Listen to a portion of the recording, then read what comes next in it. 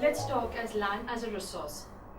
Like all resources that are limited and scarce, in the same manner, the land is scarce. It is limited. So we have to ensure that we go ahead and use that with careful planning. It supports the natural vegetation, it supports wildlife, it supports human beings, it supports transportation, it supports communications. Now, you might be thinking how it helps us. Plants and trees we won't be able to grow them unless we had the land and the soil. When we talk about the communication centers or the communication systems, what happens? Those mobile towers, the telephone company, they erected on the land. When we talk about the transportation, if there were no roads, in fact, if there was no land, how would the roads be constructed? And human beings, we travel from destination A to destination B, and we do that just because the land is there. It is an asset. An asset, it is of finite magnitude, it is limited, and it has to be put to use very carefully. The total land area that we have, out of that, 43% is the plain area where we have the agriculture and the industry that has been set up. 30% of it is the mountains, which gives us those beautiful flowing perennial rivers and also gives us revenue that is generated out of tourism. 27% of the plateau region, it has rich reserves of minerals, fossil fuels and forests. Let's talk about land degradation. You might be thinking, how is land degraded? I guess you might be knowing about deforestation. What does the term deforestation mean?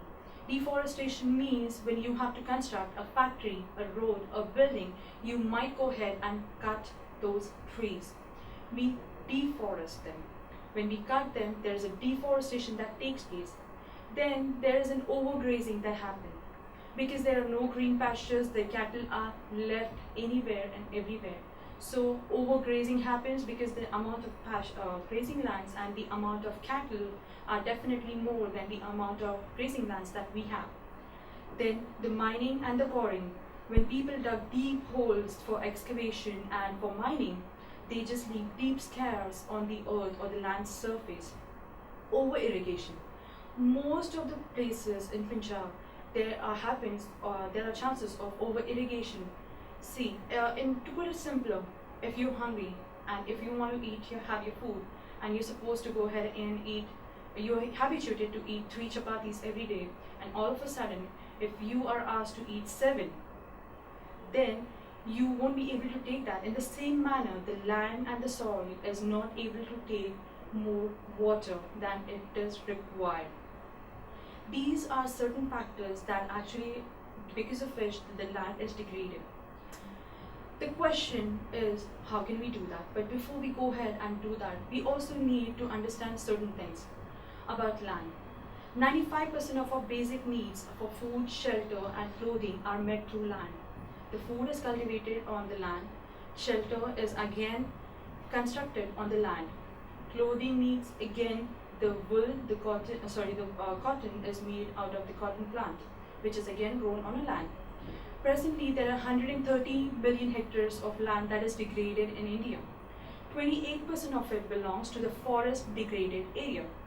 56% of it is water eroded, and the rest is affected by the alkaline deposits. The question that arises out here is, what are the measures or what are the steps that we can take to conserve land degradation? The first and the important thing is afforestation. The term afforestation means to go ahead and plant more and more trees. I'll give you an example of a village in Rajasthan that is called as Peplanti. What they do is they go ahead and plant 111 trees every time a girl child is born. In the same manner, we can go ahead and take up that example, and each and every person can take up their responsibility, their duty of planting one single tree. It is very important that we plant shelter belts, and we have to ensure that there is a control over overgrazing. Then you have to also ensure that the sand dunes are stabilized. See, if the sand dunes are generally found in the desert area, it is built by either water or by air. What we can do is we can actually ensure that we grow thorny bushes. Like what we have is the cactus. The cactus helps in holding water. You can also manage the wastelands. You have to manage those wastelands that are not put to use in and around our cities. Then again comes down is the mining or the quarrying activities. You have to ensure there is a control. They might dig up a very large area, which at times is not required. You can also try to minimize that. Then, and most importantly of all these things, you have to ensure the business people have to ensure that there is a proper discharge and disposal of industrial effluents, the smoke that is emitted out of the chimneys against pollutes the air. But the minerals, the waste or the sewage that is put into the dumping grounds, they have to be managed carefully so they do not contaminate the land. When they contaminate the land, the soil is contaminated. It will not be fit for cultivation or agriculture. We have already spoken about land as a resource. Other than land, soil happens to be a very important vital resource which goes actually hand in hand with land. Land and soil both go hand in hand. Now soil as a renewable, it is basically a renewable natural resource. It is a living system. It gives us a life. Plants live or thrive on soil. It is a medium of plant growth. It supports different type of living organisms to go ahead and survive. But the problem out here is it takes millions of years for few centimeters of soil to be formed. The soils and the formation of soil basically depends on various factors. One is the height, the climate, or probably the parent rock or the bedrock or the vegetation that is going to grow. All these actually helps in the formation of soil. There are various forces of nature, that is the change in temperature, the change in climate, the running water, the flow of wind. All these also help in the formation of soil, or probably the kind of grains or the texture of the soil. On the basis of factors that are responsible for soil formation, the color, thickness, the texture, all these things, due to that, we can go ahead and classify soil into 6 different points. The first one being the alluvial soils, the second the black or the regular soils, the third one being the red and yellow soils, fourth is the laterite soil, fifth is the forest soils, and the sixth is the arid soils. Now we're going to go ahead and discuss each of these in detail. Let's start off with alluvial soils. We find alluvial soils on the northern plains. It is deposited by the Himalayan rivers, the Ganga, Indus, and the Brahmaputra. It has large proportions of sand, silt, and clay. The soil is basically coarse on the river valley, but I must have to say they are very fertile. They are very good for cultivation. They contain adequate proportion of potash, phosphoric acid, and lime, which are ideal for growth of sugarcane, paddy, and wheat. They are intensively cultivated and they are densely populated. When I say intensively cultivated, it means farming is the main occupation, and there are many people, they take up farming as their profession, as their occupation. Now, the alluvial soils, they are also called, the deposits are called as duars, tos, and terai. These are derived from Nepal. These words are from Nepal. What does duars means? They are the plain-like area where it starts, where the mountain ends. The tos is the hilly transitional areas, and the terai is the foothill of the area. According to their age, the alluvial soil can be further classified into Bangar and Khadar. Bangar is the old alluvial soil. It has a higher concentration of concher nodules than the Khadar. It also has impure limestone, which is used to go ahead and make natural hydraulic acid. Let's come down to the new alluvial soil. According to their age, we have already seen Bangar, that's the old alluvial soil. Now we're going to see the new alluvial soil, that is Khadar. Khadar has fine particles and it is definitely more fertile than Bangar. This is what we all have to know about alluvial soil. The next that we're going to move about is the black or the regular soils. This soil, as the name says, is actually black in color. It is made up of extremely fine clay material. It is clay. It is very ideal to go ahead and grow cotton. That's why it is known as the black cotton soil. The climatic condition, the parent rock material, all of these are very important in the formation of the black soil. Maharashtra, Saurashtra, Malwa, Madhya Pradesh, all of these, they have the black or the regular soil. They have a very good capacity to go ahead and hold moisture. They're very rich in some nutrients like calcium carbonate, magnesium, potash and lime. But the phosphoric contents in it are very less. They develop into the deep cracks during the hot weather, but it also helps into the proper aeration of soil. What does the term proper aeration of soil means? It helps the soil breathe.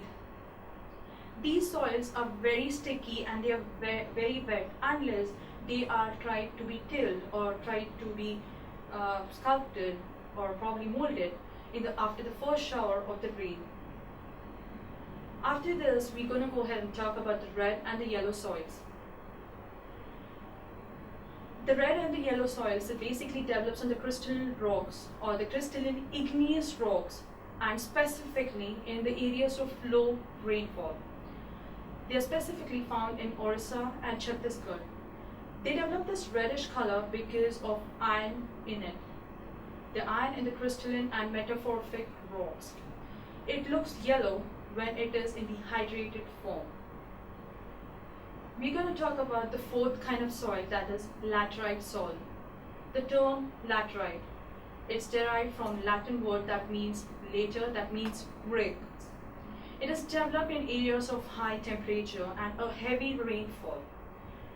There is an intense leaching that happens due to heavy rainfall. What does the term leaching mean? Water removes and transports the soil, humus or inorganic nutrients in the solution. There is a heavy rainfall, because of which there is a flow, there is a water erosion due to water that takes place, and all the nutrients and microorganisms and the humus that is present is being removed out of it. That is what is known as the term leaching. The humus content of the soil is low because of the high temperature and the heavy rainfall. These are destroyed. If the adequate doses of manicures, fertilizers, all these are used, these lands can be cultivated.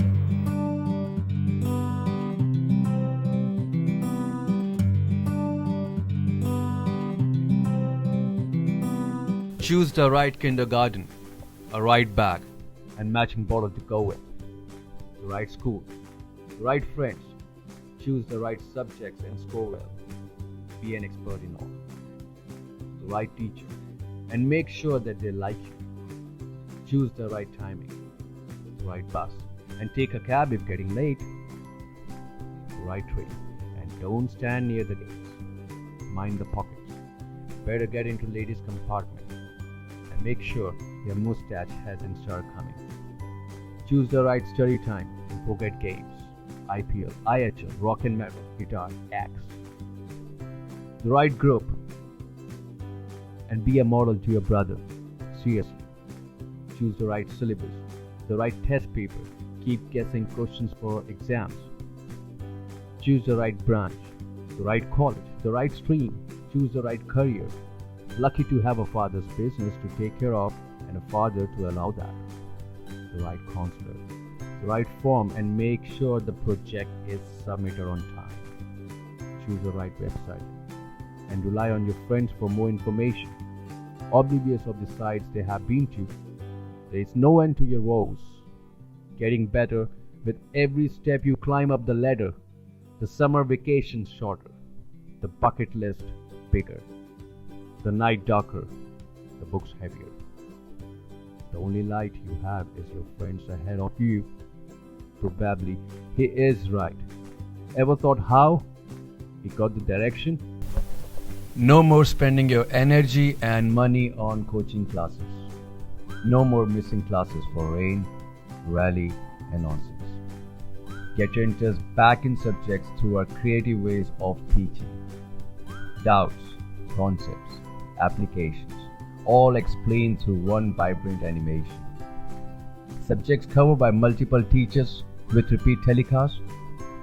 Special programs only for basic foundation and paper analysis.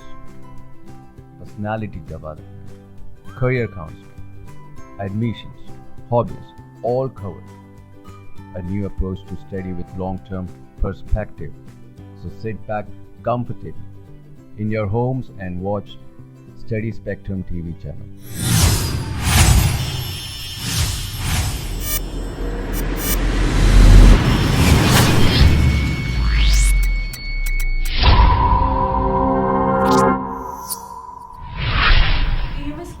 In laterite soil is less. It's less because the microorganisms in it are destroyed. But they are destroyed due to the high temperature. But this land can be cultivated and it can be put to use. But how? They can be done once the adequate dose of manures and fertilizers are used. This particular kind of soil is found in Karnataka, Kerala, Tamil Nadu, and Madhya Pradesh. And it is very useful to grow tea and coffee. The red laterite soils in Tamil Nadu, Andhra Pradesh and Kerala, it's suitable for crops like cashew nut. The fifth type of soil that we're going to talk about is the arid soils. We have known arid soils are mostly present in the deserts. They are red to brown in color. They are sandy in texture and saline in nature. The saline means salty in nature.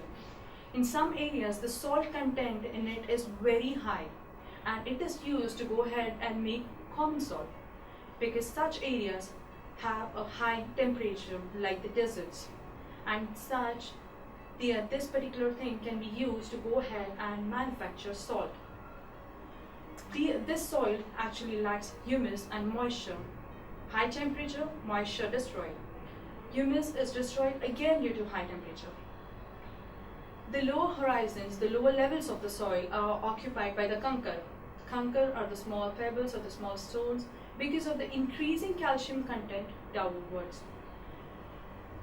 It also restricts the infiltration of water. Then proper irrigation is needed to go ahead and cultivate such kind of land like the western Rajasthan. The sixth and the last type of soil that we're going to talk about is the forest soils.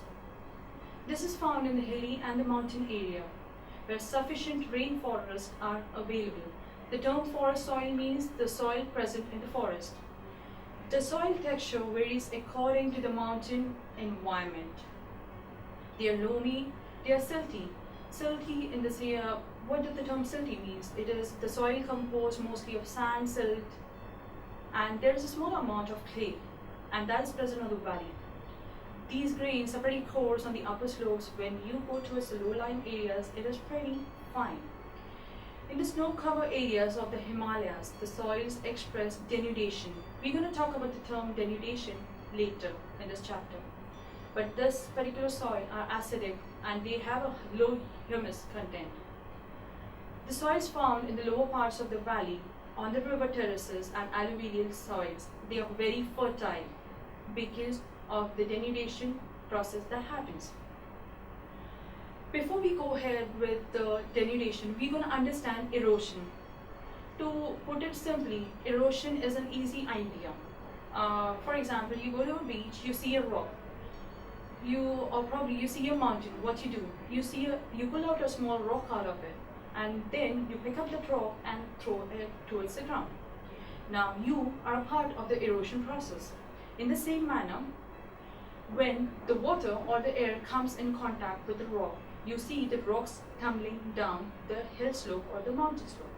Now, when this happens, the rocks, when they fall down, they actually are cracked, are broken into tiny pieces or particles of stones or sand. Erosion is just that easy. When it rains, the same process happens. The rocks are washed down the mountain or probably down a stream into a valley. Even the soil is washed away. The ocean beats against a cliff and breaks it apart. These all are examples of denudation. Now we're going to talk about soil erosion. I already explained what denudation means. In simpler terms, it is erosion. Erosion through various forms or various ways, through wind, water. Now, how does the soil get eroded? The denudation of soil cover and the subsequent washing down is described as soil erosion. To understand it simply, the soil formation and the soil erosion, both these processes go hand in hand, and there is a perfect balance that is there. But what happens? What do we humans do? We disturb the balance that the environment or the nature has strived between the soil formation and the soil erosion. Human activities like deforestation, overgrazing, the construction, mining, all these activities lead to soil erosion. Then there are natural forces like wind, glaciers, and water. All these also lead to soil erosion. The running water that cuts through the clay soils makes deep channels that is known as the gullies. When the running water during the rainfall or probably the flowing river, when they flow down the slope, they make deep channels in the soil, and that is what is known as gullies. This land becomes unfit for cultivation. You cannot cultivate anything, you cannot do farming on such land. That's why it is known as badlands. It's also known as ravines in Chambal Valley or the Chambal Basin.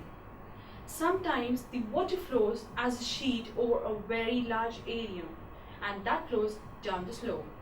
When that happens, the topsoil is eroded, it's washed away. When it's washed away, it is known as sheet erosion. So, soil erosion through wind, air, through glaciers, through water, and sheet erosion is water flowing as a sheet over a large area. What does wind do? Or how does it help the soil erosion?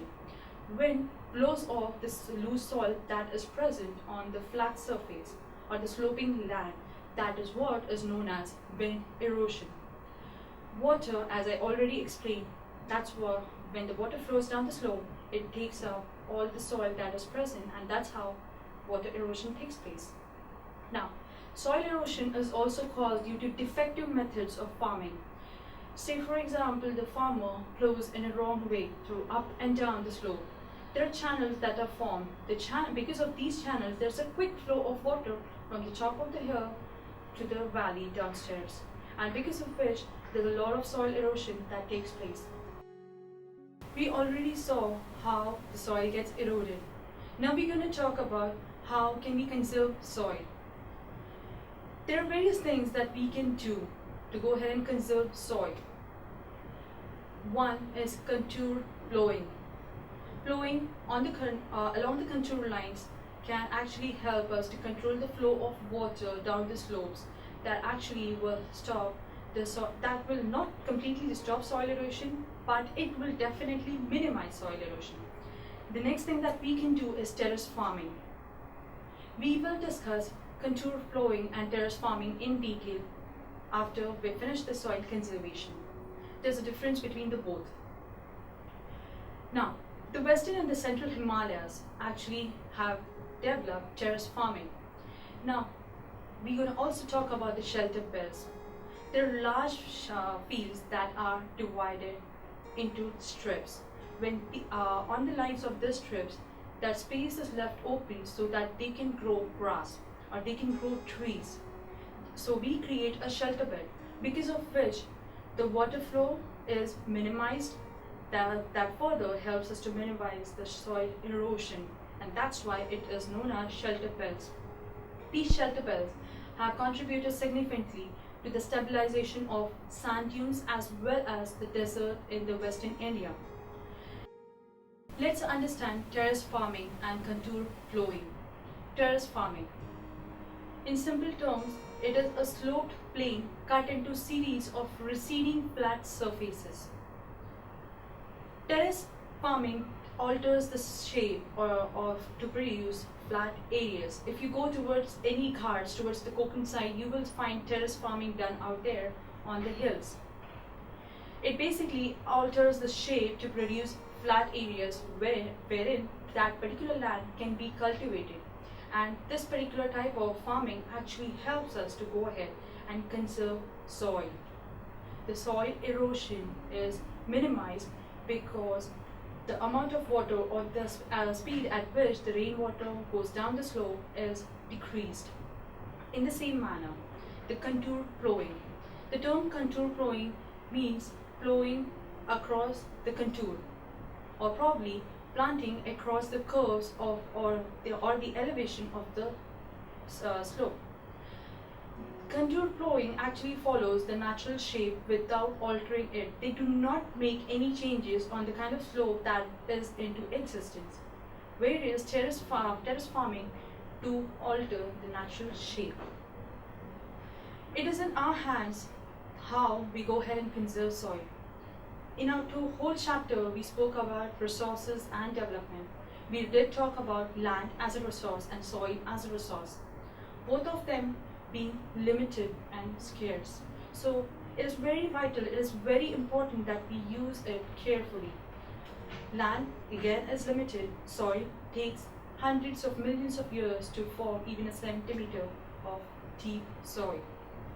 So we have to use it carefully. As I have already explained, the various ways or the various measures, the way we can conserve our land, the way we can conserve our soil. So it is up to us how we go ahead and take it up and how we conserve our land and our soil. Let's solve some questions out of this chapter. Your textbook talks about a few questions. Let's discuss a few of them. Which are the 3 states which have black soil and what kind of a crop is grown on it? The 3 states that you can talk about is Malwa, Maharashtra, MP, that is Madhya Pradesh, and Chhattisgarh. Cotton is grown on this kind of a soil, that is the black soil. That is why it is known as black cotton soil. The second question that we're going to discuss about is what type of soil is found in the rivers deltas of the eastern coast. Give any 3 features of the soil. Alluvial soil is the one that is found on the river deltas of the eastern coast. The 3 characteristics that we're going to talk about is it is very fertile, it is densely populated. The soil is coarse in the river valley. The soil has proportions of sand, silt, and clay. The next question that we're going to discuss about is the land use pattern in India and why the land under the forest is not increased much since 1960-61. The geographical area of India is 3.28 million square kilometer, according to the land use data. 93% available of the total area. Northeast states except Assam and some areas of Jammu Kashmir which have been occupied by Pakistan and China are not even counted, they are not even surveyed. The deforestation that is happening or there is an increase or advance in technology due to which the deforestation is happening. We're building more factories, roads, buildings, due to which the forest area is not increasing. The next question that your textbook talks about is how have the technical and the economic development led to more consumption of resources? Let me give you an example to understand it better. The car, the means of transportation that we use every day to go from destination A to destination B, all these are technical developments. But for us to run that car, what do we need? We need fuel. Petrol, diesel, compressed natural gas, and liquid petroleum gas. These all are required. Now, what happens? Petrol is a fossil fuel. It takes millions of years to make it happen. Now, what is happening? There is a technical and economic development that is happening because of the car, but the fossil fuels are diminishing, decreasing day by day, due to which when we say the technical and economic development has led to more consumption of resources. In the same manner, we have the washing machine. That is again a technical and an economic development. It is made to ensure that our lives are made simple. Well, what do? The electricity, which is again made through various forms, through the tidal energy, through the wind energy, or the hydroelectric power. All of these are used up. The consumption is happening, but that can be renewed. The next question that we're going to talk about is what are the steps that we can do or we can take to control soil erosion in the hilly areas. When we were talking about soil erosion, we spoke about contour farming. We can do, contour plowing. The contour plowing can be done along the contour lines, and that can help to control the flow of water down the slope. There can be steps that can be cut out on the slopes to make terraces, which also helps in controlling erosion. This is known as terrace forming. Large fields, again, they can be divided into strips, and those strips can be let off to grow grass and to grow trees.